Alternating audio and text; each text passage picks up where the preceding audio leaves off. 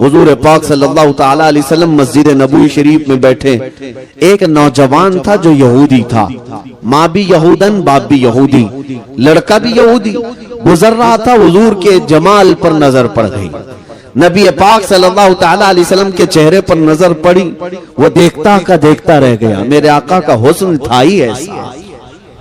मेरे आका सल्लल्लाहु अलैहि वसल्लम को सहाबा कहते हैं जो एक मर्तबा देखता वो पलकें झपकाना भूल जाता, वो हुजूर को यूं ही देखता रह जाता। बल्कि बाद सहाबा फरमाते हैं हमें भूख शिद्दत की लगती तो भी चेहरे मुस्तफा को देखते, हुजूर के चेहरे को देखते भूख भी खत्म हो जाती। यहाँ तक कि जो बीमार सहाबा हैं वो कहते हैं अगर बहुत ज्यादा बीमार होते तो रसूलुल्लाह को देख लेते थे। है जहर मासी का तैबा ही शिफा खाना, वो जो न थे तो कुछ न था, वो जो न हो तो कुछ न हो, वो जो न थे तो कुछ न था, वो जो न हो तो कुछ न हो, जान है वो जहान की, जान है तो जहान है। अजीजा ने गिरामी वकार, बड़ी खुशी हासिल है आप तमाम हजरात के जज्बात, ख्वाहिशात, तमन्नाएं जो नबी पाक सल्लल्लाहु ताला अलैहि वसल्लम की मोहब्बत से वाबस्ता हैं। अल्लाह करीम हमेशा इस शहर को मरकज़े इश्क़ रसूल बनाए। आमीन आमीन आमीन आमीन। अल्लाह तुम्हारी नस्लों में क़यामत तक कोई गुस्ताख पैदा न फरमाए। जब तक जवानों में यह जज्बा बाकी रहेगा, हुजूर पाक सल्लल्लाहु ताला अलैहि वसल्लम के नामे पाक के लिए इंशाअल्लाह अज़ीज़ बड़ी सी बड़ी आंधी और तूफान तुम्हारा कुछ न बिगाड़ सकेंगे। बस इसी बात पर रहो कि अपने बच्चों को जायदाद और प्रॉपर्टी न दे सके तो कोई बात नहीं, लेकिन इश्क़ रसूल जरूर दे देना। सुभान अल्लाह सुभान अल्लाह। विरासत में अपने बच्चे को मोहब्बत रसूल जरूर देकर जाना। कल को अगर तुम्हारा बच्चा फकीर भी रहा, दुनिया अगर उससे पूछे कि तेरे बाप ने क्या कमाया था और तेरे लिए क्या छोड़ा, तो तुम्हारा बच्चा शर्म से सर न झुकाए बल्कि सर उठाकर कहे मेरा बाप मुझे इश्क़ रसूल देकर गया है, मुझे मेरा बाप विरासत में मोहब्बत रसूल देकर गया है। इस बात पर बच्चों को फख्र करना भी सिखाओ, इसलिए कि हमारे पास फख्र करने वाली अगर कोई चीज है तो मेरे मुस्तफा की जात है। अजीजा ने गिरामी वकार, नबी पाक सल्लल्लाहु ताला अलैहि वसल्लम की निस्बत पर अगर फख्र ना करें तो फिर किस पर फख्र करें। हमारे पास अब बची कौन सी चीज है? नबी करीम सल्लल्लाहु ताला अलैहि वसल्लम की मोहब्बत, उनके नाम पर मर मिटने का जज्बा, यही दुनिया को आज भी खल रहा है। दुनिया इसी बात से परेशान भी है कि इन लोगों के पास सब कुछ खत्म हो गया, सब कुछ लुट गया, ये बहुत पीछे आ गए। इनसे हमारे से तो हुकूमत छीनी गई, हमारे से हर जगह की हुकूमतें, इक्तदार, तख्त सबसे छीना गया, हमसे छीना गया। हम 700 साल तक यहाँ पर बराजमान रहे, स्पेन में 700 साल तक रहे, दुनिया के 3 बड़े बर्रे आजम पर हमारी हुकूमत जारी रही, लेकिन उन सारे ममालिक से हुकूमत इस्लाम को खत्म करके इन कुफ्फार और मुशरिकीन यहूद और नसारा ने हमें टुकड़ों में बांट दिया, फिरकों में बांट दिया। लेकिन उसके बावजूद आज दुनिया का सबसे पहला टारगेट भी हम ही हैं, जिसको 100 साल से ये लोग मार रहे हैं। हमारी इस जमात को पिछले 100 साल से मारा जा रहा है। फिलिस्तीन को तोड़ तोड़ करके रख दिया गया, शाम, इराक, यमन सब बर्बाद कर दिया गया, अफगान के टुकड़े टुकड़े हो गए। 100 साल से सुपर पावर ताकतें हमारे पीछे लगी हुई हैं, छोटी से लेकर बड़ी तक ताकतें। अगर दुश्मन अपना किसी को समझती हैं वो सिर्फ दाढ़ी वाले को, वो चाहे अमेरिका में हो, यूरोप में हो, इंग्लैंड में हो कि अफ्रीका में हो, मुसलमान निशाने पर है, सब जगह निशाने पर है। कभी आपने सोचा कि जो बिखरी हुई कौम है, टूटी हुई कौम है, हमारे पास कोई ढंग की हुकूमत नहीं, लेकिन फिर क्यों हम निशाने पर हैं? दुनिया आज हमसे खौफजदा क्यों है, परेशान क्यों है? मेरे अजीजों, वही बात है जिसको इकबाल ने कहा था, कुछ बात तो है कि मिटती नहीं हस्ती हमारी। क्या बात है, क्या बात है। कुछ बात तो है कि मिटती नहीं हस्ती हमारी, सदियों रहा है दुश्मन दौरे जमा हमारा, तौहीद की अमानत सीनों में है हमारे, इश्क रसूल की अमानत सीनों में है हमारे, आसान नहीं मिटाना नामो निशा हमारा। यूनान मिस्र रोमा सब मिट गए जहां से, बाकी मगर है अब तक नामो निशा हमारा। अजीजा ने गिरामी वकार, कोई चीज तुम्हारे पास आज भी जो बाकी है जिससे दुनिया खौफ ज़दा है, परेशान है, वो चीज जो बाकी है तुम्हारे पास, वो अपने नबी की मोहब्बत बाकी है, इश्क रसूल की दौलत बाकी है। और इसी दौलत की हिफाजत करते रहना मेरे अजीजों। ये जलसे, ये जुलूस, ये उलमा का आना जाना, ये इसीलिए लगा रहता है कि तुम्हारी ये मोहब्बत रसूल की अमानत बाकी रहे, अमानत बाकी रहे। वरना चोरों के आने जाने शुरू हो गए, मक्कार और लुटेरों का तुम्हारे यहाँ आना जाना अगर शुरू हो गया तो इश्क रसूल की दौलत भी जा सकती है, जो आखिरी दौलत तुम्हारे पास बची है। इसलिए मैं आपको ये बताना चाहूंगा कि हम हुजूर पाक सल्लल्लाहु ताला अलैहि वसल्लम के नाम पर इतना क्यों मर मिटते हैं? क्यों? इसलिए कि कुरान ने कहा है कि वो रसूल हमसे जान से ज्यादा करीब है। बेशक, सुभान अल्लाह। हमसे जान से ज्यादा करीब है। अगर हम आज रब्बे जुल जलाल की इबादत के लिए फजर की अजान में उठ जाते हैं तो ये सदका है रसूलुल्लाह का। बेशक, सुभान अल्लाह। आज अगर हमारे चेहरों पर रौनक है तो ये सदका है रसूलुल्लाह का। हम मुसलमान हैं तो किसकी बदौलत है?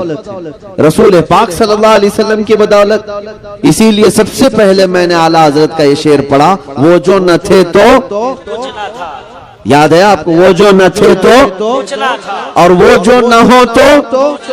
अगर रसूल पाक नहीं तो फिर कुछ नहीं, ना हमारे वजूद में कुछ है, ना हमारे नाम में कुछ है।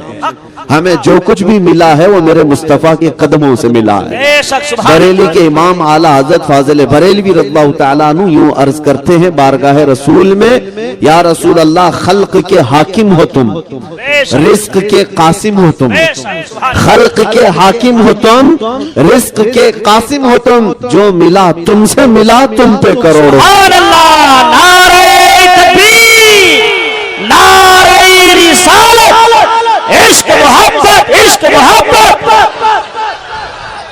बरसों इबादत करके जो बंदा, हजारों साल इबादत करके, ये सब चीजें पूरा होने तक ना आए बस।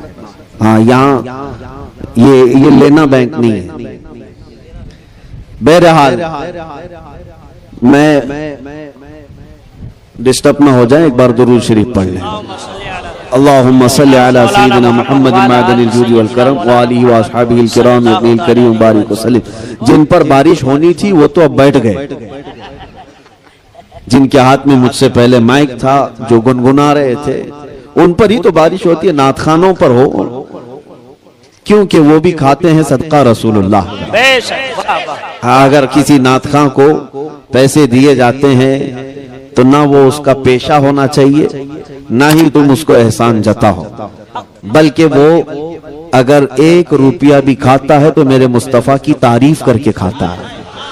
और इसमें कोई ऐब की बात नहीं, इसमें ऐब की बात नहीं, बल्कि हमें हमारे बुजुर्गों ने यूं ही सिखाया है, या रसूल अल्लाह, पीते हैं तेरे दर का और खाते हैं तेरे दर का, पानी है तेरा पानी, दाना है तेरा दाना। हमें तो उस बात पर कोई ऐब नहीं है। और मैं समझता हूँ दुनिया का सबसे पाकीज़ा माल वही है जो मेरे मुस्तफा के नाम पर आया। सुभान अल्लाह। मैं अर्ज ये कर रहा था, रसूल करीम सल्लल्लाहु ताला अलैहि वसल्लम की जाते बाबरकत से मिला है जो कुछ भी मिला, और आज भी आप इस बात को महसूस कर लेना, हजारों साल इबादत करके बंदा वहां नहीं पहुंच सकता जो मेरे मुस्तफा की एक नजर से पहुंचता है। एक अरब ने आदमी का बोल बाला कर दिया, खाक के जर्रों को हमदोशे सुरैया कर दिया। खुद न थे जो राह पर औरों के हादी बन गए, क्या नजर थी जिसने मुर्दों को मसीहा कर दिया। क्या बात। नबी पाक सल्लल्लाहु ताला अलैहि वसल्लम के दरबार की बात, निस्बत अगर मुख्तसर भी मिल जाए वो दुनिया का सबसे अजीम सितारा बन जाता है। जैसे मैं आपको बताऊं, हुजूर पाक सल्लल्लाहु ताला अलैहि वसल्लम के सहाबा जो हैं उनका मकाम क्या है पता है? सहाबा का मकाम ये है, मेरे आका खुद फरमाते हैं अगर मेरी उम्मत का कोई बंदा उहद पहाड़ के बराबर सूना खैरात करे, उहद पहाड़ छोटा नहीं है, 10 किलोमीटर पे फैला हुआ पहाड़ है। एक ही पहाड़ 10 किलोमीटर के सराउंडिंग में फैला है। और नबी पाक सल्लल्लाहु अलैहि वसल्लम फरमाते हैं कि मेरा कोई उम्मती उहद पहाड़ के बराबर सोना खैरात करे और मेरा कोई सहाबी जौ के दाने के बराबर खैरात करे तो भी बराबर नहीं हो सकता। सुभान अल्लाह। वो उम्मती सहाबी की उस खैरात तक नहीं पहुंच सकता। सहाबा का वो मकाम है। सरकार गौसे पाक रदी अल्लाह ताला अन्हु से मनकूल और बाज दीगर अइम्मा इकराम से मनकूल ये बात है, सहाबा का मकाम क्या है? तो फरमाया गया जो सहाबी हुजूर सल्लल्लाहु ताला अलैहि वसल्लम के साथ जिहाद में जाया करते, जिस घोड़े पर बैठ करके वो जाते, उस घोड़े के टाप के नीचे से जो धूल उड़ती थी उस धूल तक भी गौस का मकाम नहीं है। गौस भी वक्त का उस धूल तक नहीं पहुंच सकता जो सहाबी रसूल घोड़े पर बैठकर जाते थे। ये मकाम सहाबा का है। क्यों मिला सहाबा को ये मकाम? क्यों है? सिर्फ और सिर्फ सोहबत रसूल की बुनियाद। क्या बात है, क्या बात। वो निस्बत रसूल है जो उन्हें दुनिया में सबसे मुमताज करती है, सबसे आला करती है। उम्मत का कोई गौस हो, कोई कुतुब हो, कोई किसी भी किस्म का बड़ा सा बड़ा फकीह हो, वो रसूल पाक के सहाबी के मकाम को नहीं पहुंच सकता। प्लस मैं आपको एक हैरत अंगेज बात बताऊं, हुजूर पाक सल्लल्लाहु ताला अलैहि वसल्लम मस्जिद नबवी शरीफ में बैठे, एक नौजवान था जो यहूदी था, माँ भी यहूदन बाप भी यहूदी, लड़का भी यहूदी, गुजर रहा था, हुजूर के जमाल पर नजर पड़ गई। नबी पाक सल्लल्लाहु ताला अलैहि वसल्लम के चेहरे पर नजर पड़ी, वो देखता का देखता रह गया। मेरे आका का हुस्न था ही ऐसा। मेरे आका सल्लल्लाहु अलैहि वसल्लम को सहाबा कहते हैं जो एक मर्तबा देखता वो पलकें झपकाना भूल जाता, वो हुजूर को यूं ही देखता रह जाता। बल्कि बाद सहाबा फरमाते हैं हमें भूख शिद्दत की लगती तो भी चेहरे मुस्तफा को देखते, हुजूर के चेहरे को देखते भूख भी खत्म हो जाती। यहाँ तक कि जो बीमार सहाबा हैं वो कहते हैं अगर बहुत ज्यादा बीमार होते तो रसूलुल्लाह को देख लेते थे। है जहर मासी का तैबा ही शिफा खाना। अजीजा ने गिरामी वकार, वो यहूदी नौजवान नबी पाक सल्लल्लाहु ताला अलैहि वसल्लम के चेहरे पाक को देखा तो देखता रह गया और दरवाजे के पास खड़ा रहा। चूंकि यहूदी था अंदर तो आया नहीं, खड़ा रहा, शाम हो गई और उसके बाद घर चला गया।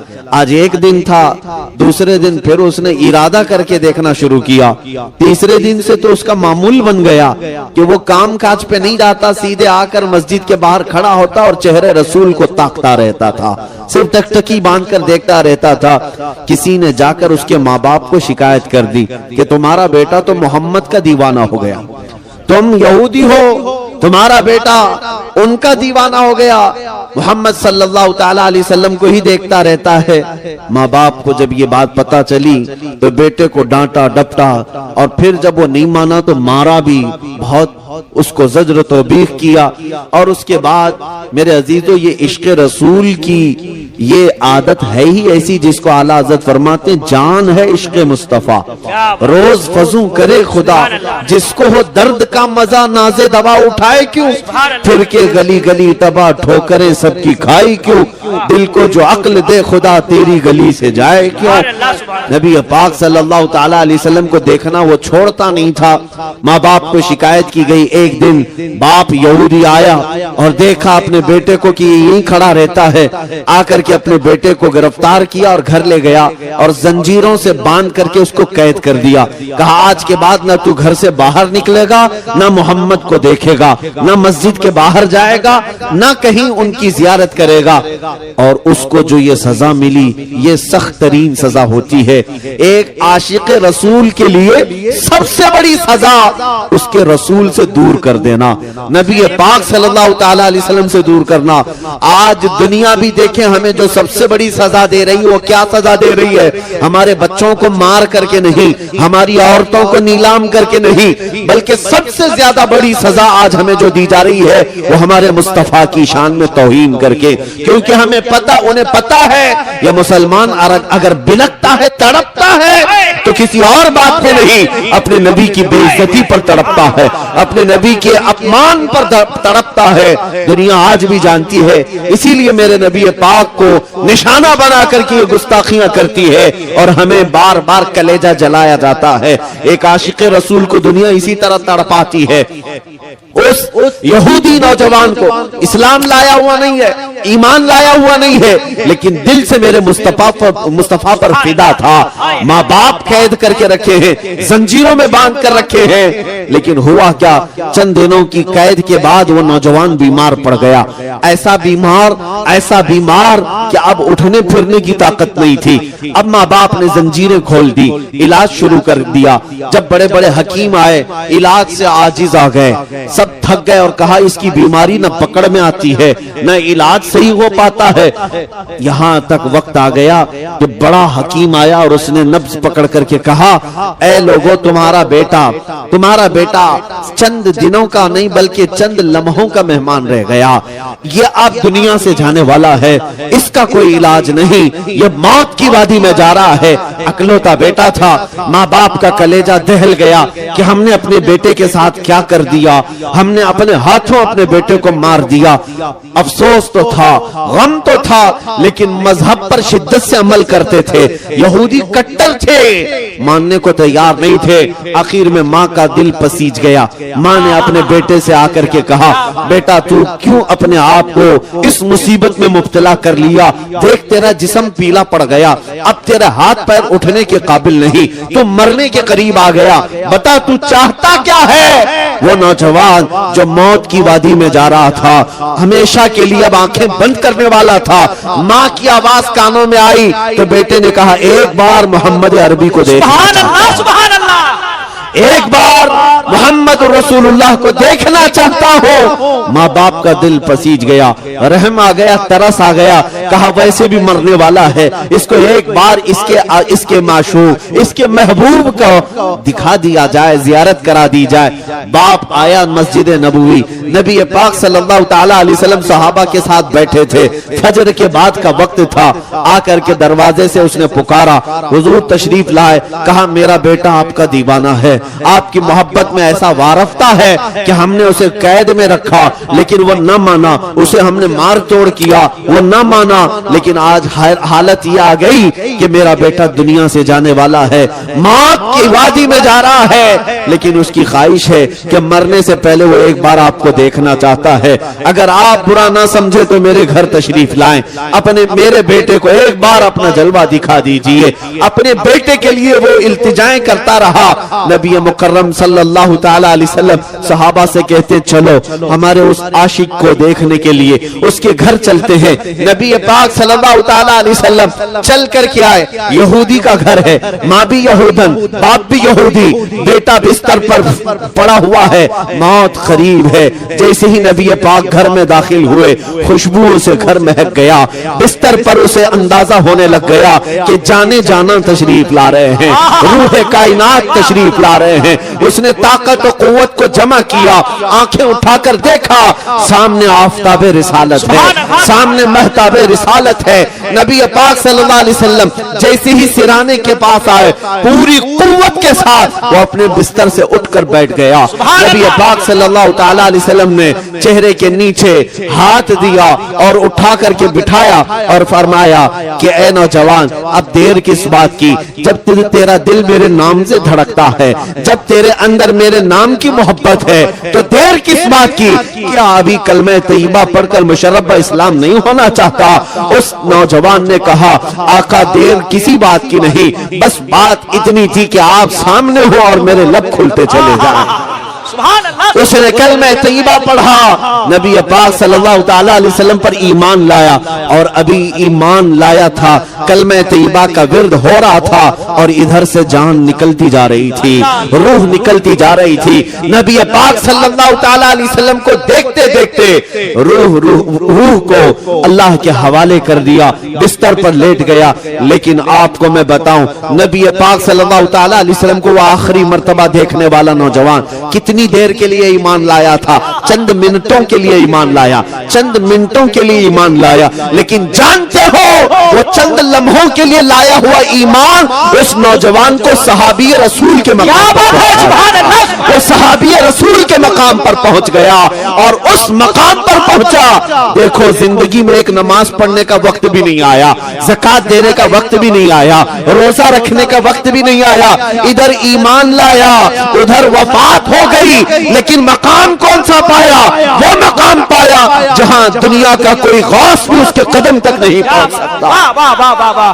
नारे तकबीर, नारे रिसालत, अज़मते सहाबा, अज़मते सहाबा, मसलके आला हज़रत, बस्ती बस्ती करिया करिया।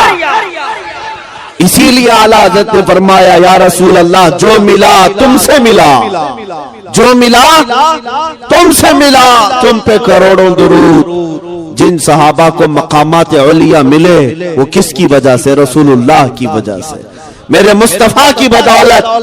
और अगर आज कोई ये कहता है कि मुल्के शाम फतह हुआ, इराक फतह हुआ, यमन फतह हुआ, मिस्र फतह हुआ, ये बड़े बड़े ममालिक सहाबा इकराम की मेहनतों से तो फतह हुए, लेकिन कभी भी सहाबा ने नहीं कहा कि हमने अपनी ताकत की जौलानियों से जमीनों को कब्जा किया है, बल्कि हर सहाबी का नारा यही था, जो मिला रसूलुल्लाह से मिला। हम आज जिस मकाम पर हैं वो मेरे मुस्तफा की बदौलत है। इसीलिए नौजवानों, फख्र करना सीखो। किस बात पर फख्र करोगे? इस बात पर फख्र करो कि मैं रसूलुल्लाह का अदना गुलाम, मेरी निस्बत मेरे मुस्तफा से है। दुनिया को दिखाने के लिए तुम दाढ़ियां छिलवा देते हो, दुनिया को दिखाने के लिए तुम टोपियां छुपा देते हो, ये सोचते हो कि दुनिया पता नहीं हमें आतंकवादी ना कह दे, दुनिया हमें टेररिस्ट ना कह दे, दहशतगर्द ना कहे, इसलिए हम सेकुलर बन करके जिएंगे। अब तो लोग ऐसे नाम भी रखने लग गए कि पहचान में ना आए कि मुसलमान है कि कौन है। लोग इस तरह जीने की आदत डालते हैं। मैं कहता हूं, ए बुज़दिलो, कब तक इस तरह छुप छुप करके जियोगे? जीना है तो मेरे मुस्तफा के नाम पर खुल करके जियो। शहीद टीपू सुल्तान शेर मैसूर ये फरमाया करते थे कि शेर की एक दिन की जिंदगी गीदड़ की 100 साल जिंदगी से बेहतर है। 100 साल गीदड़ बनकर के रहने से बेहतर है एक दिन शेर की जिंदगी गुजार कर जाओ। जीना है तो मेरे मुस्तफा की निशानियों के साथ जियो, हुजूर के अखलाक के साथ जियो। तुम्हें किस बात की शर्म है, किस बात का ऐब है? तुम ये समझते हो कि रोजी नहीं मिलेगी, नौकरी नहीं मिलेगी, लोग ताना देंगे, मुल्ला मौलवी कहेंगे, तो फिर नबी का नाम क्यों लेते हो? मोहब्बत का नारा लगाते क्यों? उस रसूल से अगर सच्ची मोहब्बत है तो उनके अखलाक और आदत से भी मोहब्बत करो, उनके किरदार से भी मोहब्बत करो। ऐसा नहीं है कि सिर्फ जुबान से नारा लगाते रहें और उनका कोई अमल तुम्हें पसंद ना हो। मैं आपको बताऊं, आपने नाम सुना है सैफुल्लाहिल मसलूल खालिद बिन वलीद रदियल्लाहु ताला। कौन है? रसूल पाक के वो सहाबी जिनको खुद रसूलुल्लाह ने फरमाया ये अल्लाह की लटकती हुई तलवार है। कौन? सैफुल्लाह खालिद बिन वलीद। आपको मैं बताऊं, उन्होंने अपनी जिंदगी में 125 जंगें लड़ी। कितनी? 125 जंगों में शिरकत किए। मेरे अजीजों, जंग है कोई फुटबॉल क्रिकेट का मैदान नहीं है कि सुबह गए शाम में आ गए। जंग का मैदान जान हथेली पर लेकर जाना होता है। और खालिद बिन वलीद खुद फरमाते मेरे पूरे जिस्म में एक बालिश्त जगह भी बाकी नहीं जहां तीर और नेज़े का निशान ना हो। हर जगह जख्म है, हर जगह जख्म है। और वो जो तलवार उठाते थे एक हाथ में 35 किलो की होती थी, और जो ढाल पकड़ते थे तीरों को बचाने के लिए वो 40 किलो का होता था। वो असल जवान है रसूलुल्लाह का, वो जवान है, बहादुर है। मेरे अजीजों 125 जंगों में शिरकत किया, लेकिन रिकॉर्ड है ये है कि एक भी जंग में कभी आपको शिकस्त नहीं हुई। क्या बात है, सुभान अल्लाह। एक भी जंग में कभी हारे नहीं खालिद बिन वलीद। जिस जंग में गए फतह का झंडा लहरा कर आए। और एक बड़ी ताज्जुब की बात बताऊं, खालिद बिन वलीद रज़ियल्लाहु ताला अन्हु जिस इलाके को फतह किए थे अपने जमाने में 14 सदियां गुजर गई, आज तक वो इलाका इस्लाम के तहत ही है। सुभान अल्लाह। आज तक मुसलमानों के ज़ेर नगी। खालिद बिन वलीद ने जिस इलाके को फतह किया वो अब तक गैरों के हाथ में नहीं जा सका, नहीं गया। इतनी फजीलत सुनो, उस खालिद बिन वलीद की बात कर रहा हूं। वो फख्र किस बात पर करते थे? अपनी बॉडी पर, अपनी ताकत पर, हाँ, अपनी जौलानियत पर, अपने तलवार के फन पर किस पर फख्र करते थे? नहीं, उनको इन बातों पर फख्र नहीं था, बल्कि वो खुद कहते हैं जंगे मौता में एक जंग ऐसी कि जिसमें 9 तलवारें उनके हाथ से टूटी। एक तलवार टूटती, दूसरी उठाती, दूसरी के बाद तीसरी, तीसरी के बाद चौथी, 9 तलवारें टूटी, मैदान छोड़कर कभी भागे नहीं, वो लड़ते रहे। हजरत खालिद बिन वलीद फरमाते मैं शहादत के शौक में जाता था, लेकिन कभी मौत मैदान जंग में नहीं आई। एक जंग के मैदान में ऐसा हुआ कि बड़े बड़े पहलवान सामने तलवार लहराते आ गए आपकी गर्दन के पास। 4 बड़े बड़े पहलवान आए, आप लड़ ही रहे थे कि अचानक आपका अमामा गिर गया, सर से अमामा गिर गया। अब होना क्या चाहिए? जंग के तरीकों में यही है कि पहले दुश्मन का मुकाबला करो, बाद में अपनी चीजें उठाओ। लेकिन खालिद बिन वलीद ने सामने खड़े हुए किसी काफिर की परवाह न की, अमामा उठाने के लिए चल पड़े। बड़े बड़े पहलवान सामने तलवार लेकर खड़े हैं, आप उनकी तरफ नहीं देख रहे थे, अमामा शरीफ उठाना है। अपनी टोपी अमामा उठाने के लिए भागे और जल्दी से जाकर भागकर उठा लिए। इतनी देर में तो वो गर्दन अलग कर सकते थे, लेकिन सब हैरत में रह गए। सबों ने तलवार नीचे कर ली। ये हरकत एक आम फौजी भी नहीं करता, एक आम सिपाही भी नहीं करता। खालिद बिन वलीद तो सिपह सालार है, ऐसी हरकत कैसे कर सकते हैं? तो उन काफिरों ने पूछा खालिद बिन वलीद से, ये क्या हरकत तुमने किया? एक छोटा फौजी भी नहीं करता ऐसी हरकत। तुम बड़े सिपह सालार होकर जंग में जब दुश्मन तेरी गर्दन पर तलवार ताने खड़ा है, अपनी गर्दन बचाने की बजाय तुम पगड़ी बचाने चल पड़े, तुम अपना अमामा उठाने चल पड़े। खालिद बिन वलीद ने जो जवाब दिया मेरे अजीजों, यही सहाबा का मसलक था। उन्होंने कहा है जालिमों, तुम क्या समझते हो खालिद बिन वलीद अपने ताकत के बलबूते फतह हासिल करता है, अपनी जवानी के बलबूते जंगों को जीतता है? नहीं। सुनो, बात दरअसल ये है कि ये अमामा सिर्फ अमामा नहीं, इसके अंदर मेरे मुस्तफा के 3 मुंह मुबारक रखे हैं। इसके अंदर रसूलुल्लाह के 3 बाल मुबारक हैं। और मेरा यकीन यही है, मैं अपनी ताकत के बलबूते नहीं जीतता, बल्कि जिस जंग में भी मुझे फतह मिलती है वो रसूलुल्लाह के मुंह मुबारक की बदौलत। निस्बत पर उन्हें नाज था, उन्हें फख्र इसी बात पर था। इसी को आला हजरत ने क्या फरमाया, या रसूल अल्लाह, जो मिला तुमसे मिला, तुम पे करोड़ों दुरूद।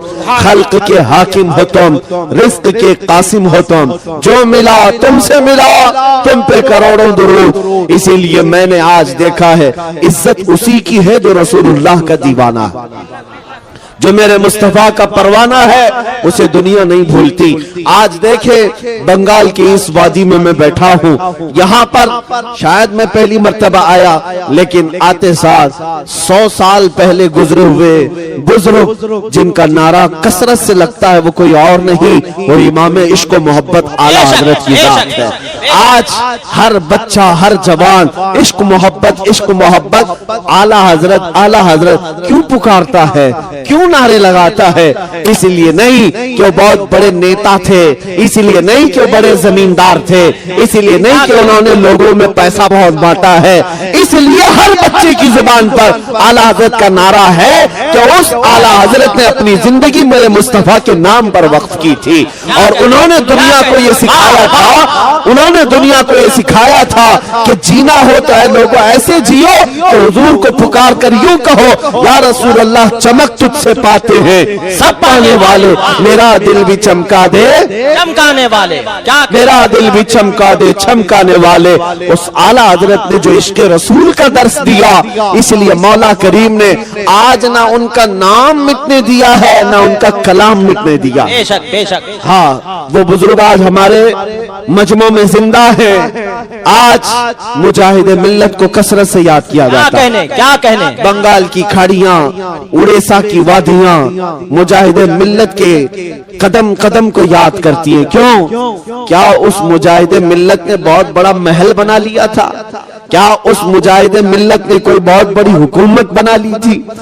उस मुजाहिदे मिल्लत ने अपनी जिंदगी में अगर कुछ किया है तो इन भोले भाले सुन्नियों के दिलों को इश्क रसूल से गरमाया, मोहब्बत मुस्तफा में जीना सिखाया है, तड़पना सिखाया है। बल्कि बंगाल और उड़ीसा की खाड़ियों और वादियों में बसने वाला हर मुसलमान इस बात को याद रखे, तुम मुजाहिदे मिल्लत के पड़ोसी हो। मुजाहिदे मिल्लत ने यह दर्स भी दिया, क्या है मुसलमानों, दुनिया अगर तुम्हें कैद करने से डराती है, जेल की सलाखों में डालने से डराती है, तो डरना नहीं बल्कि मुझे देख लेना, खुशी से हथकड़ियां पहन लेना। इसलिए कि अगर नामे मुस्तफा पर हथकड़ियां पहनाई जाए तो उन बुजुर्गों ने कहा कि हथकड़ियां नहीं है, ये मेरे मुस्तफा की मोहब्बत के कंगन है। नारे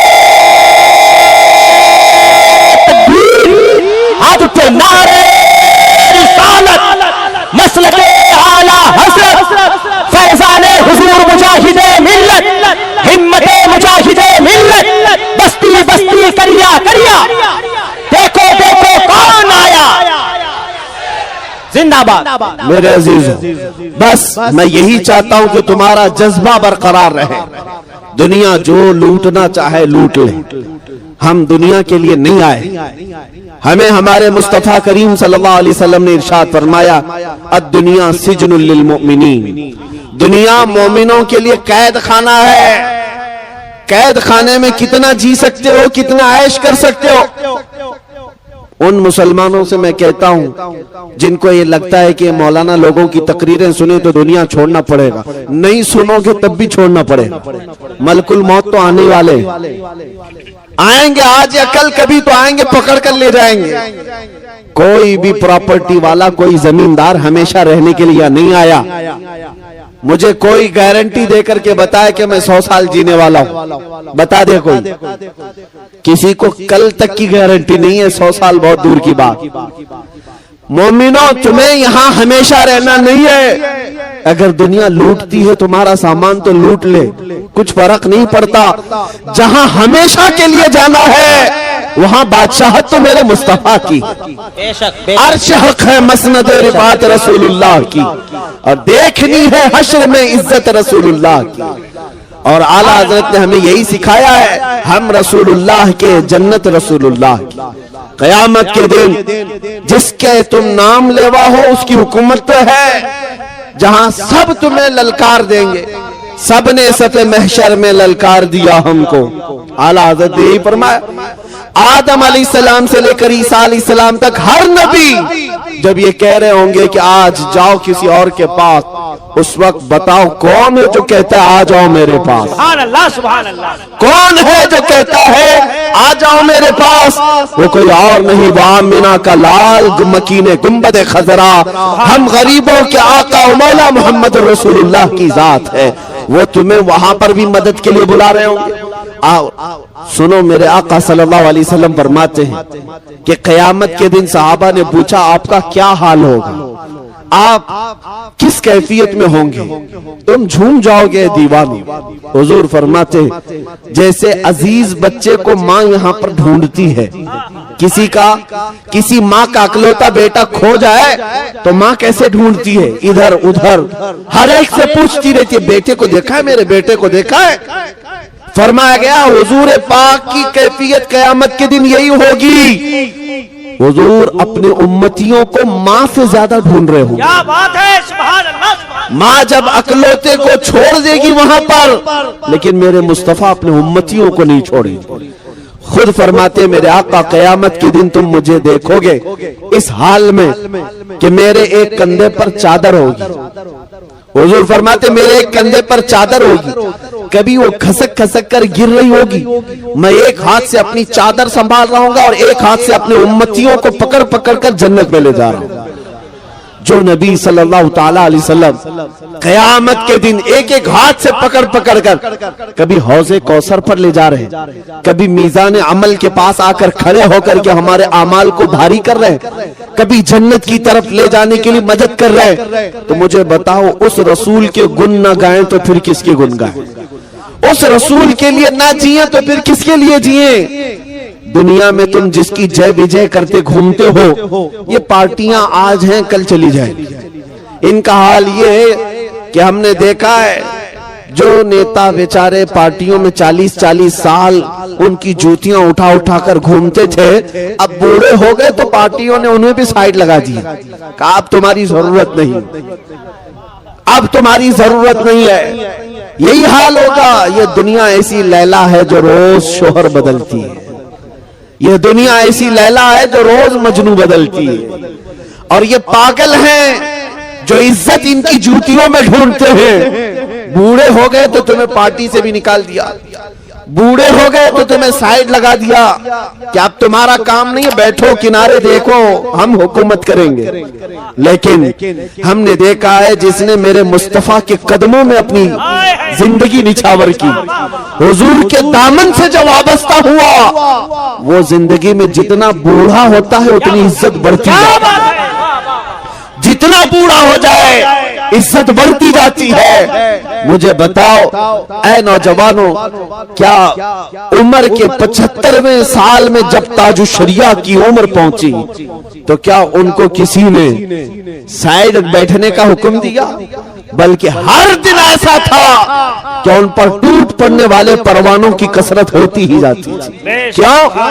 ये दामने मुस्तफा से जो वाबस्ता होता है उसकी इज्जत में कमी कभी नहीं आती, कभी नहीं आती, बढ़ती ही जाती है, बढ़ती ही जाती है। और इसमें कम का कोई तस्वुर नहीं।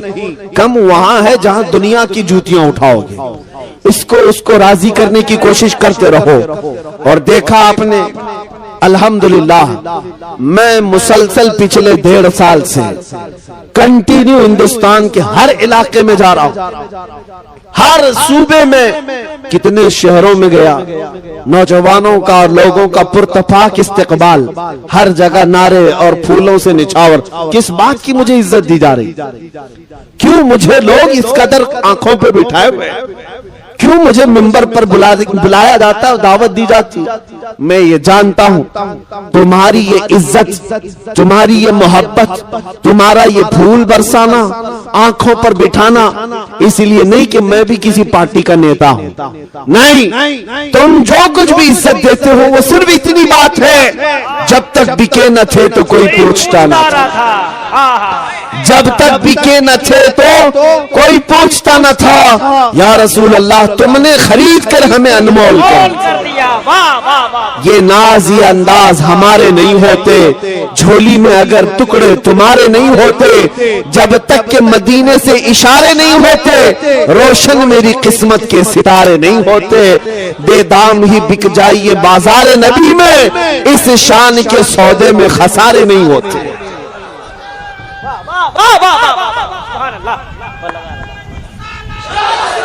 भाई मुफ्ती साहब को मैंने देखा है लाखों के जलसे में, लाखों के मजमे में, अल्हम्दुलिल्लाह दीवाने नारा लगाते हैं तो कसम खुदा की लगता है दुश्मन नबी का कलेजा कांपने लगता है। लब्बैक लब्बैक लब्बैक लब्बैक। यार माइक वाले भाई कसम खुदा की क्या है यार।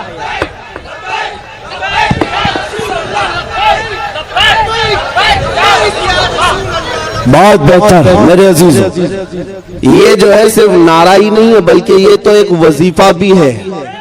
लब्बैक या रसूल अल्लाह ये सिर्फ नारा नहीं है, मेरे मुस्तफा को पुकार है और दुरूद भी। नबी पाक सल्लल्लाहु ताला अलैहि वसल्लम को पुकारना ये सिर्फ और सिर्फ नारा नहीं है, ये इबादत है, ये इबादत है। और दुश्मनों का कलेजा फटता है आज तो इसी नारे की बदौलत, उन्हें पता है। और मैं ये चैलेंज के साथ कहता हूं, जितना इस नारे को दबाने की कोशिश करते रहेंगे जालिम भेड़िया, मैं यकीन के साथ कहता हूं कि अब ये नारा कयामत तक रुकने वाला नहीं है, नहीं रुकने वाला है। क्यों? इसलिए कि ये किसी आम शख्सियत के नाम पर लगने वाला नारा नहीं, ये कायनात के दूल्हा के नाम पर लग रहा है, हुजूर पाक सल्लल्लाहु ताला अलैहि वसल्लम के नाम पाक पर है। और किसी अभी चंद दिनों पहले की बात है, शायद हफ्ता दो हफ्ता पहले एक साहब ने मुझे कहा कि किसी मजमे में नारा बहुत लग रहा था, हमें बुलाया गया पुलिस स्टेशन में और केस देने की बात की। मैंने कहा क्यों? कहा लब्बैक लब्बैक के नारे लगा रहे थे, पुलिस वालों ने कहा कि तुम पर भी केस होगा। मैंने कहा इसमें डर किस बात का, डर किस बात का? कहा कि आप तो अच्छी खबर दे रहे, इससे बेहतर केस क्या हो सकता है, इससे बेहतर केस क्या हो सकता है कि नबी पाक सल्लल्लाहु ताला अलैहि वसल्लम के नाम पाक पर पुकारने का वो तुम्हें केस नहीं बल्कि सर्टिफिकेट दे रहे हैं आशिक रसूल होने का। क्या बात है?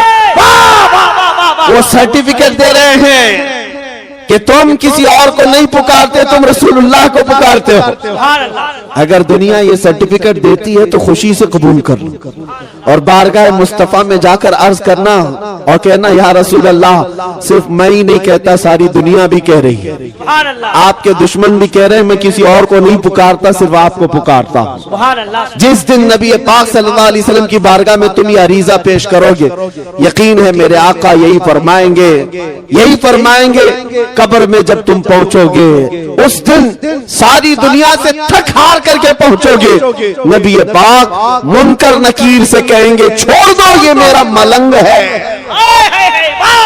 ये दुनिया से थक करके आया है, दुनिया ने इसे बड़ा परेशान किया है, छोड़ दो इसे, सो जाने दो। हम उसी रात के लिए मेरे अजीजों मर मिटते हैं। आओ मेरे अजीजों, नबी पाक सल्लल्लाहु ताला अलैहि वसल्लम के नाम पाक पर बेदार होना यह हमारे बुजुर्गों का शिवा है। हमने देखा है जब जब कौम हमारी सोती है, इसको जगाने के लिए हुजूर का नाम ही काफी है, नाम ही काफी। एक यहूदी आलिम है जो रिसर्च कर रहा था, डॉक्टरियत किया, पीएचडी किया, एक नहीं दो पीएचडियां, किस बात पर? मुसलमानों के हालात पर। एक मॉडर्न मुसलमान है, उस मुसलमान से उस यहूदी आलिम की मुलाकात हुई और मुलाकात में उसने जो बात की, मुसलमान ने पूछा पीएचडी का तुम्हारा रिसाला कहां तक पहुंचा? कहा मैंने 2 बार अलग अलग टॉपिक पर पीएचडियां की और सब मुसलमानों के हालात पर। उस मुसलमान ने पूछा कि किस नुक्ते पर तुम पहुंचे, रिजल्ट क्या आया तुम्हारी पीएचडी में? वो यहूदी आलिम कहता है मैंने देखा कि मुसलमान कई मर्तबा तबाह हुए, बर्बाद हुए, टुकड़े हुए, इनके बच्चों को मारा गया, इनको घरों से निकाला गया, इनको जलाया गया, इनकी खोपड़ियों से मीनार बनाए गए, इनकी औरतों को दफन किया गया, बहुत कुछ इनके साथ किया गया, लेकिन फिर भी ये जमा होते हैं, फिर भी जमा होते।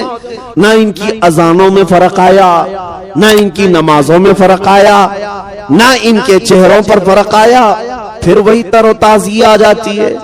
ये कैसी डाल है, ये कैसा दरख्त है कि इसकी हर शाख को तोड़ा जाए फिर भी हरियाली बाकी रहती है, फिर भी हरियाली बाकी रहती है। ये कैसा दरख्त है? तो इस मुसलमान ने पूछा कि तुम्हें क्या लगता है वजह क्या होगी, तुम बताओ। उस यहूदी आलिम से पूछा कि वजह क्या होगी कि बार बार हरियाली फिर आती है, इसकी शाखों को तोड़ने के बाद भी फिर हरियाली आती है। वो यहूदी कहता है, बुरा ना मानो, मेरा रिसर्च ये कहता है ये 1000 टुकड़ों में बट जाएं, लेकिन जब नाम मोहम्मद की बात आती है फिर ये इकट्ठा हो जाते हैं। ये गुंबदे खजरा का नाम आता है फिर जमा हो जाते हैं। और मैंने देखा है मेरे अजीजों, प्रैक्टिकली देखा है, जब वो पाखंडी कुत्ता मेरे नबी की शान में भौंक रहा था और गुस्ताखियां कर रहा था, हमारा दिल जल रहा था। हमने बड़ी दूर से आवाज लगाई थी और यकीनन हर मुसलमान के दिल की आवाज थी। हम अपनी जान मेरे मुस्तफा के नाम पर फिदा करने को तैयार हैं। आग में कूदना कोई आम बात नहीं, और मैं समझता हूँ नबी पाक सल्लल्लाहु अलैहि वसल्लम के नाम के लिए कूदना कोई बड़ी बात भी नहीं, बड़ी बात भी नहीं हुजूर के नाम पर। और ना ही हम अपनी कोई करामत और ना ही कोई अपने करिश्मे दिखाना चाहते हैं, बल्कि हम तो ये चाहते हैं मरना है तो मर जाएं उस नाम पाक पर, कोई बात नहीं, मरना है तो मर जाएंगे। लेकिन आपको ये बात मैं बता रहा हूं कि जब उन जालिमों को ललकारा गया, उन कुफार और मुशरिकीन को ललकारा गया, तो आपने महसूस किया कि पूरे हिंदुस्तान भर के मुसलमानों में जो बेदारी आई, हर तरह का नौजवान खड़ा हो गया। किसके नाम पर खड़ा हुआ? मेरे नाम पर नहीं, वो आमिना के लाल के नाम। सुभान अल्लाह, सुभान अल्लाह। हिंदुस्तान के चप्पे चप्पे से, कोने कोने से मुझे खत भी आए, मैसेजेस आए, टेलीफोन आए, पूरी दुनिया भर से। अब मैं आपको बताऊं तो हैरत होगी, हमारा जिनसे कोई फिक्री ताल्लुक ही नहीं, उन जमातों के भी बड़े बड़े सरदार, दूसरे मकतबे फिक्र से ताल्लुक रखने वाले बड़े बड़े उलमा, वो सब जिनसे हमारा शदीद तरीन इख्तिलाफ है, उन लोगों ने भी कहा मौलाना आप बरेलवी हो, हमें पता है आप बरेलवी, हमें पता है हमारा आपसे बड़ा इख्तिलाफ है, लेकिन जिस नाम की इज्जत के लिए आप खड़े हैं, आप पीछे मुड़कर देखेंगे तो हमारी जमात भी खड़ी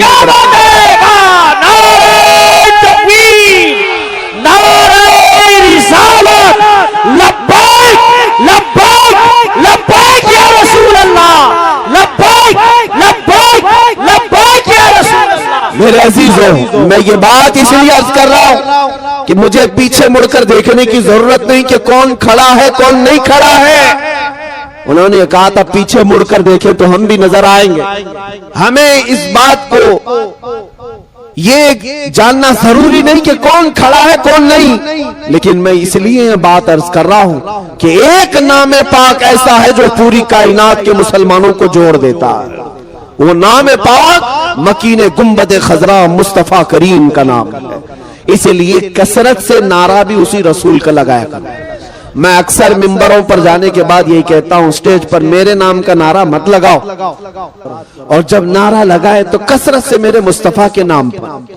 तुम्हारे दिलों के अंदर जो दिल मुरझाया हुआ है वो इश्क रसूल से फिर जिला पाएगा, फिर जगमगाएगा। जो शमा टिमटिमा रही है उसमें और लौ बढ़ जाएगी।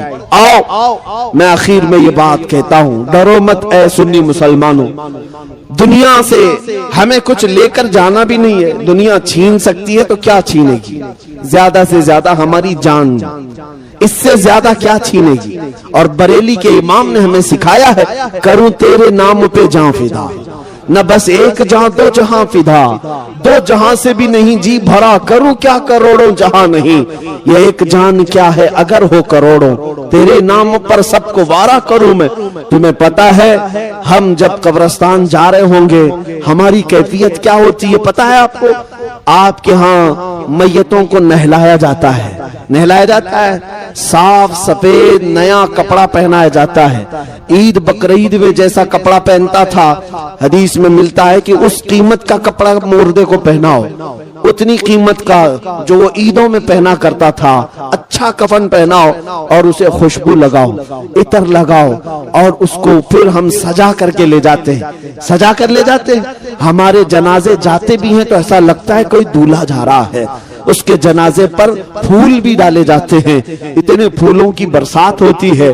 कब्रिस्तान जब ले जाते हैं तो कोई हम में से ऐब नहीं समझता मुर्दे को हाथ लगाना। वो दूसरों के यहाँ है, वो नाक पकड़ करके आते हैं मुर्दा देखने के लिए, अपने ही मुर्दों को देखने के लिए नाक मुंह दबा करके आते हैं, कोई छूते नहीं। लेकिन हम में से हाल ये है कि हम अपने मुर्दों को अपने हाथों से नहलाते हैं, अपने हाथों से पहनाते हैं और कब्रिस्तान में उतारने के लिए हर कोई आगे बढ़ता रहता है कि मैं पकड़ूं, मैं पकड़ूं। कोई ये नहीं देखता कि मेरा रिश्ता इससे क्या है।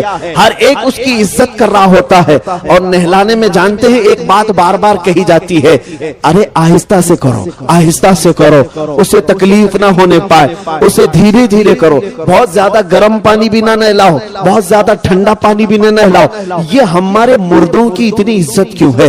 ये हमें मरने के बाद इतनी इज्जत क्यों है? कभी सोचते हो ऐ सुन्नी मुसलमानों, तुम्हें अगर जनाजे में ले जाया जाता है, एक आदमी दो आदमी नहीं उठाते, चार चार पांच पांच लोग उठाते हैं। अरे इधर भी हाथ लगा लो, इधर भी हाथ लगा लो, कहीं उसका हाथ पैर इधर उधर ना हो जाए, मुर्दे का पेट न दब जाए। हम कितना एहतियात करते हैं, कितना ख्याल करते हैं। मैंने कब्रिस्तान में देखा है मुर्दे को कब्र में उतारने के लिए भी इतना एहतियात किया जाता है। चार इधर खड़े हैं, चार उधर खड़े हैं, दो नीचे उतरे हुए हैं, कोई सीने से लगा करके उतार रहा है, कोई कपड़ा पकड़ करके उतार रहा है। क्यों एक मरे हुए के लिए इतनी इज्जत है? बुजुर्गों से हमने पूछा था, उसे नहलाया भी गया, पहनाया भी गया और खुशबू भी लगाई गई, फूल भी डाले गए और सारे लोग उसकी आओ भगत में लगे हैं। क्या बात है? बुजुर्गों ने फरमाया, ऐ मेरे बच्चे, क्या तुझे पता नहीं आज ये जा रहा है कब्र में दीदारे मुस्तफा के लिए,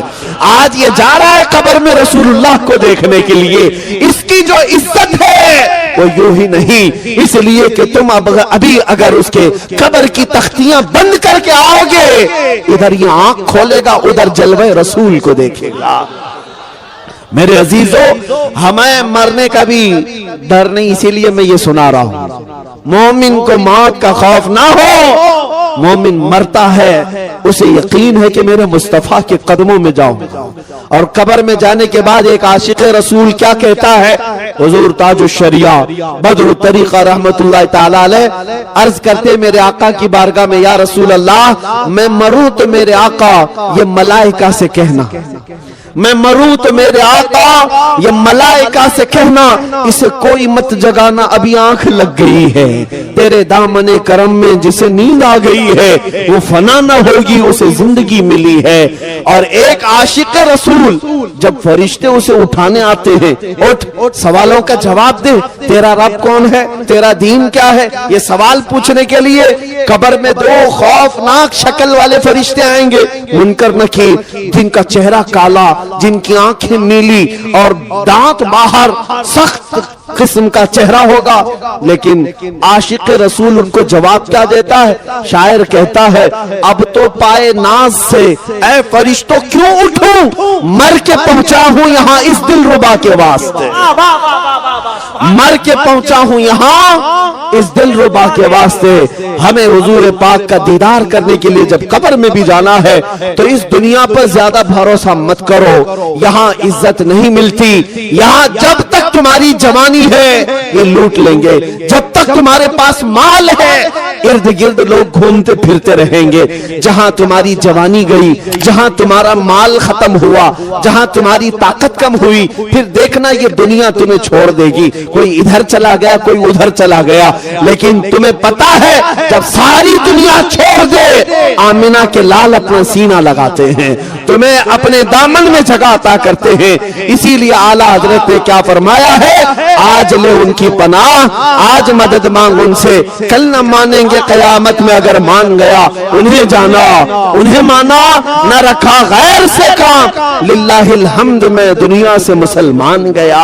इसीलिए ऐ नौजवानों, राजी करना है तो ऐरे गहरे नत्थू खेरे को राजी मत करो, कोई तुमसे राजी होने वाला नहीं है। राजी करना है तो मकीने गुंबद खजरा को राजी करो, वो जल्दी राजी होते हैं, वो जल्दी राजी होते हैं। और अपने रब्बुल आलमीन को राजी करो, वो एक सजदे से राजी होता है। यहाँ दुनिया को राजी करने के लिए लोग मीटिंगें कर रहे हैं, कॉन्फ्रेंसें कर रहे हैं, धर्म संसद कर रहे हैं कि हुकूमत हमसे राजी हो जाए। अरे जो गवर्नमेंट बैठी हुई है उसको मनाने के लिए हम थोड़ा सेकुलर बन जाएंगे और इनको भी बुला लेंगे, उनको भी बुला लेंगे, सबको बुला करके हम कहेंगे, हम भी ओम ओम कहेंगे, तुम भी ओम ओम कहो, दोनों बात एक ही है। नाउजुबिल्लाह मिन जालिम। हाँ, आज तख्त पर बैठे हुए जालिमों को राजी करने के लिए कुछ बिकाऊ लोग बाजार में आए हैं। उन गद्दारों को पहचानो। आला हजरत ने 100 साल पहले हमें बताया था, ये जमात के गद्दार हैं। सुना जंगल रात अंधेरी छाई बदली काली, सोने वालों जागते रहिए, चोरों की रखवाली है। ये कौन से चोर हैं? ये जो तुम्हारा ईमान छीनने वाले चोर हैं, ये इश्क रसूल छीनने वाले चोर हैं। इनको राजी करने से कुछ नहीं होने वाला। हमने देखा है, देखो अभी 2 साल पहले एक राफजी कुत्ता निकला था अपना धर्म बदलने के लिए, पता है ना, नाम भी बदल लिया, धर्म भी बदल लिया और कहा कि मैंने आज से नाम बदल लिया, धर्म भी बदल लिया है, घर बार भी छोड़ दिया, जा करके किसी की धोती में पना लिया। और कितने दिन तक, 6 महीने से ज्यादा रह नहीं सका, वहां से भी लात मार के भगाया गया। हुआ ये कि धोबी का कुत्ता न घर का न घाट का। जब मुस्तफा करीम सल्लल्लाहु अलैहि वसल्लम के दरबार को छोड़कर कोई जाता है, वो दर दर की ठोकरें खाता है। दुनिया में भी जिल्लत है, आखिरत में भी जिल्लत है। हमने देखा है, उनको राजी करने के लिए बेचारा सब कुछ बदल लिया, लेकिन वो राजी नहीं हुए, राजी नहीं हुए, तुमसे राजी नहीं होंगे। इसीलिए मैं कहता हूं 10 लाख साल भी तुम नाक रगड़ते रहो, ये दुनिया के जालिम दुश्मन तुमसे राजी नहीं होंगे। राजी करना हो तो आमिना के लाल मोहम्मद रसूलुल्लाह को राजी करो। वो यहां भी मेरे आका हैं, कब्र में भी आका हैं और हश्र के भी आका हैं। उन्हीं से सब है, उन्हीं से सब कुछ है। इसीलिए मैंने जो शेर कहा था, वो जो न थे तो कुछ न था, वो जो न हो तो कुछ न हो। जान है वो जहान की और जान है तो जहान है। अल्लाह करीम हम सबको उनकी मोहब्बत में जीने मरने की तौफीक अता फरमाए। हम रहे तो मौला आशिक रसूल बनकर के जिए और मरे तो मेरे मुस्तफा की मोहब्बत में मरे। मौला जब हमारा जनाजा उठे तो दुनिया पुकार कर कहे कि मेरे मुस्तफा का दीवाना इस दुनिया से जा रहा है। इतनी ही दुआ है और साथ में तुम्हें ये दर्श दे करके जाता हो, उठो कुव्वत इश्क से हर पस्त को बाला कर दो, दहर में नामे मोहम्मद से उजाला कर दो। यहाँ दुनिया में जो कुछ भी है वो मेरे मुस्तफा का है। इसीलिए मेरे मुर्शिद गिरामी ताजु शरिया ने ये फरमाया है, जिंदगी ये नहीं है किसी की किसी के लिए, जिंदगी है नबी की नबी के लिए। ना समझ मरते हैं जिंदगी के लिए, अरे जीना मरना है सब कुछ नबी के लिए। वाखिर दावाना अल्हम्दुलिल्लाहि रब्बिल आलमीन। अस्सलामु अलैकुम। रसूल करीम सल्लल्लाहु तआला अलैहि वसल्लम के एक जलीलुल कद्र सहाबी खालिद बिन वलीद रदियल्लाहु तआला, अल्लाहु अकबर। इनके ईमान की बात तो देखें, आपके नफ्स की बात। कड़ियल जवान है और ये भी एक जंग में गए थे, एक किले का मुहासरा किया था, ईसाइयों का था और वो फतह नहीं हो पा रहा था। ईसाइयों ने कहा खालिद बिन वलीद के साथ तलवार से नहीं लड़ा जा सकता, अखलाक से लड़ेंगे।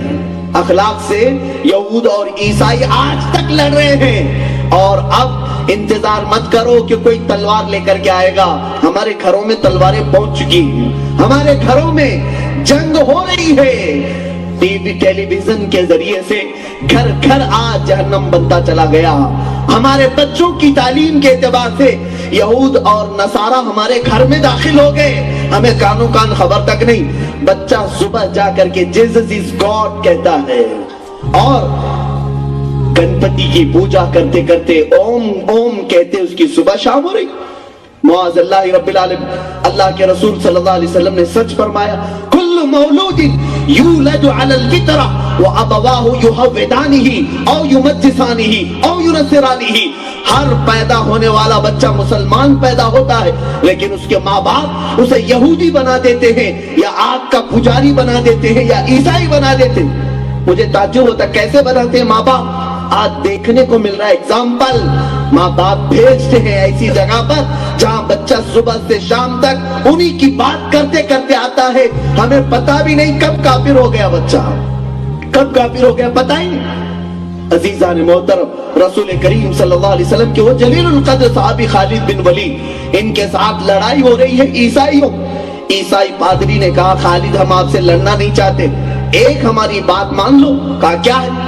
कहा तुम अपने नौजवान साथियों को लेकर बाजार में से आ जाओ, 2 दिन के बाद या 3 दिन के बाद हम किले की चाबियां आपके हाथ में दे देंगे, लड़ेंगे नहीं।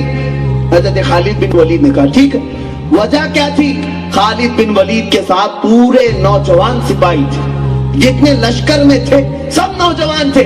ईसाइयों ने एक नापाक मंसूबा ये बनाया था कि पूरे बाजार में नंगी लड़कियां खड़ी कर दी जाए और दौलत बिखेर दिया जाए। नौजवान को खरीदने के लिए 2 ही चीजें, एक दौलत एक औरत। इन 2 चीजों में हर नौजवान बिक जाता है, लेकिन कसम खुदा की वो नौजवान कभी नहीं बिकता जो बाजार मुस्तफा में पहले ही बिक चुका हो।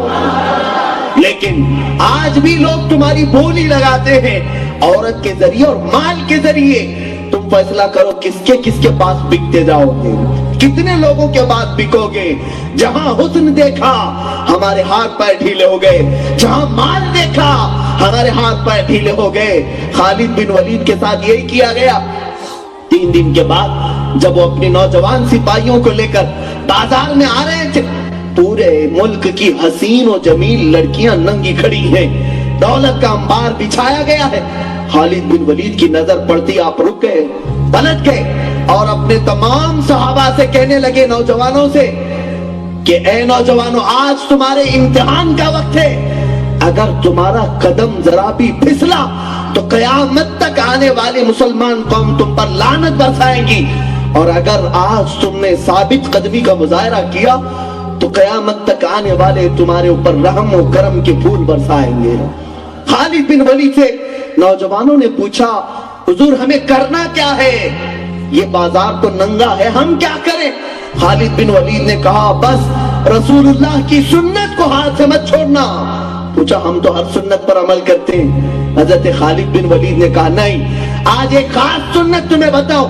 मैंने अपने नबी करीम सल्लल्लाहु अलैहि वसल्लम को देखा है, जब भी मेरे आका बाजारे मदीना में जाते थे, ना आका दाएं देखते थे ना बाएं, आपकी निगाहें हमेशा नीचे हुआ करती थी। उस सुन्नत पर अमल करके चले जाओ। सहाबा इकराम ने खालिद बिन वलीद की बात को सुना, उसके बाद गुजरने लग गए और सही सलामत गुजरते गुजरते उस किले तक पहुंच गए। न लड़की से छेड़छाड़, न दौलत की छेड़छाड़, न हाथ में दौलत का सिक्का उठाया, न औरतों की तरफ नजर उठाया। तारीख तो ये बताती है वो नौजवान तो ऐसे गुजर रहे थे, अगर उनके सरों पर अंडा रख दिया जाता तो भी नहीं गिरता। इतने साकित और जामिद गुजर रहे थे। और इधर ईसाइयों में खुशियां मनाई जा रही थी कि वहां नौजवान बैठ चुके होंगे, औरतों के जाल में फंस चुके होंगे, दौलत समेट रहे होंगे। लेकिन जैसे ही उन्होंने अपने सामने खालिद बिन वलीद जैसे नौजवान को और उनके साथ पूरे जवानों को देखा, आंखें फटी की फटी रह गई। ईसाई पादरी वादे के मुताबिक सारी चाबियां लाकर खालिद बिन वलीद के कदमों में रखता है और पूछता है, खालिद जरा ये तो बताओ, ये कौन से जवान हैं, ये कौन से नौजवान हैं, इनके अंदर नफ्स है या नहीं, ये इंसान है या फरिश्ते हैं, कौन सी जमात को तुमने जमा किया है? खालिद बिन वलीद ने 2 जुमले इरशाद फरमाए थे, आज मैं फख्र के साथ इस मिंबर से अर्ज करता हूँ। खालिद बिन वलीद ने कहा, नादान, तुमने उन आंखों को खरीदने की कोशिश की थी जिन आंखों में पहले ही से जमाले मुस्तफा बच चुका हो, उसे दुनिया का कोई हुस्न धोखा कैसे दे सकता है? उन आंखों को क्या धोखा देगा ये हुस्न जमाल जिन आंखों में मुस्तफा करीम का जमाल बसा हुआ हो। ये नौजवान है तो इंसान, लेकिन अपनी आंखों को उन्होंने मुस्तफा के बाजार में बेच दिया है। अब ये आंखें किसी और तरफ नहीं उठती हैं। अल्लाह अकबर। उस ईसाई पादरी ने, तारीखी बात है, खुद अपने खानदान समेत जितने लोग किले में मौजूद थे, खालिद बिन वलीद के हाथ पर मुशर्रफ इस्लाम हो जाते हैं, इस्लाम के हल्के में दाखिल हो गए, मुसलमान हो गए।